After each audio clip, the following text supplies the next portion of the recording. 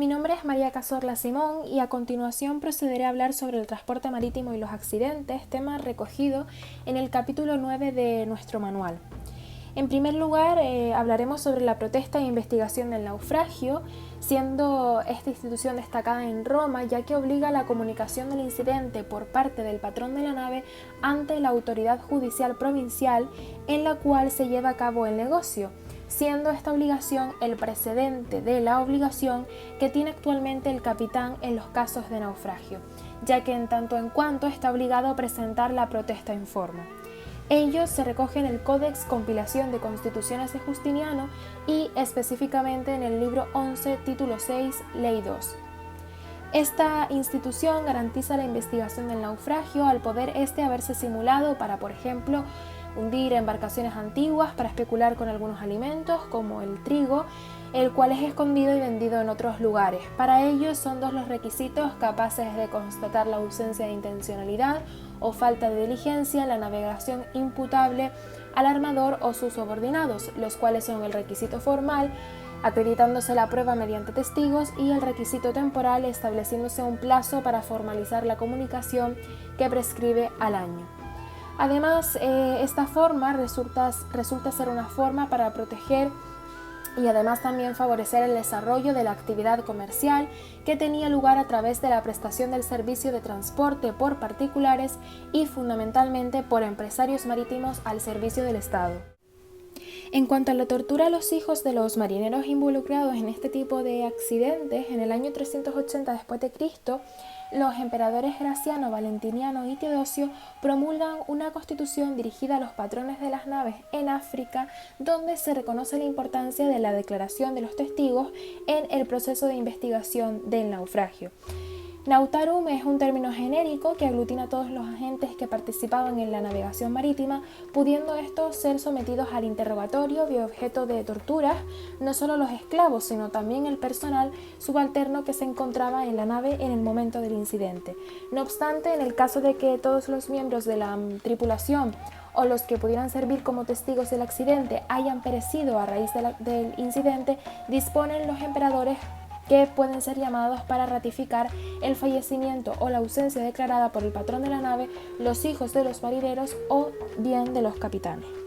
En cuanto a la provocación de naufragios de forma dolosa, es decir, de manera intencional, estos podían ser provocados a través de, por ejemplo, la simulación de falso faro para provocar la confusión del capitán de la nave con el objeto de apropiarse de la carga contenida en la misma, también a través del falso naufragio, donde eran los propios transportistas los que provocaban el hundimiento voluntario de las mismas naves con el objeto de percibir ciertas indemnizaciones por los daños.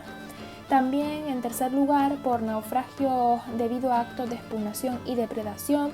siendo estos supuestos en los que tiene lugar el arribo forzoso de la nave o su hundimiento por un ataque sufrido por terceros mediante el empleo de la violencia y la fuerza, y otras formas como pueden ser por omisión de auxilio, en los que se impedía la prestación de auxilio a naves que se hallaban en peligro, así como robo del instrumental de navegación, en los que se podía provocar la pérdida de gobierno y el posterior incidente, y por último por impericia del timonel o falta del ars governandi, siendo un hundimiento que sufre una nave como consecuencia de una acción negligente o culposa del director de la expedición o de cualquier miembro de la tripulación, los cuales debían adoptar ciertas medidas necesarias para asegurar la llegada de la embarcación. En lo referente a la modalidad de contrato de transporte más frecuente en Roma y hoy en día, en el derecho romano el contrato denominado locatio conductio se usó para regular el transporte marítimo, siendo un tipo de contrato que desempeña unos fines económicos y sociales muy diversos y siendo también la vía asidua de encauzamiento de las relaciones mercantiles marítimas tanto en el porte de mercancías como en el de pasajeros. Destacan principalmente el arrendamiento de nave, locatio conductio rei, y el arrendamiento como contrato de transporte de mercancías. Además, los conceptos que fundamentaban la locatio conductio, así como las distintas clases en las que ésta se dividía, continúan vigentes hoy en día, aunque sí es verdad que con ciertas modificaciones para adecuarse a las nuevas realidades históricas. Es por ello por lo que la configuración de la locatio conductio permitió dar origen a diversos tipos de contratos, como son los actuales contratos de arrendamiento, contratos de obra y contratos de transporte, entre otros, existiendo una clara vinculación entre la estructura de los contratos de transporte marítimo regulados por el derecho romano y los actualmente vigentes. Hoy en día aparece el arrendamiento de transportes, el cual consiste en un contrato mediante el cual se adquiere por una de las partes la obligación de trasladar de un punto a otro tanto personas como cosas por agua, tierra o aire mediante retribución o porte.